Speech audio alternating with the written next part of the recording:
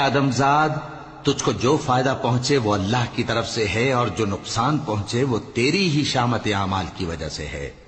اور اے نبی، ہم نے تم کو لوگوں کی ہدایت کے لیے پیغمبر بنا کر بھیجا ہے، اور اس بات کا اللہ ہی گواہ کافی ہے۔ جو شخص رسول کی فرما برداری کرتا ہے تو بے شک اس نے اللہ کی فرما برداری کی، اور جو نافرمانی کرے تو اے پیغمبر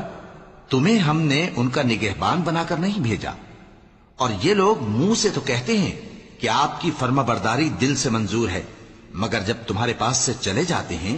تو ان میں سے بعض لوگ رات کو تمہاری باتوں کے خلاف مشورے کرتے ہیں، اور جو مشورے یہ کرتے ہیں اللہ ان کو لکھ لیتا ہے۔ سو ان کا کچھ خیال نہ کرو اور اللہ پر بھروسہ رکھو، اور اللہ ہی کافی کارساز ہے۔ بھلا یہ قرآن میں غور کیوں نہیں کرتے؟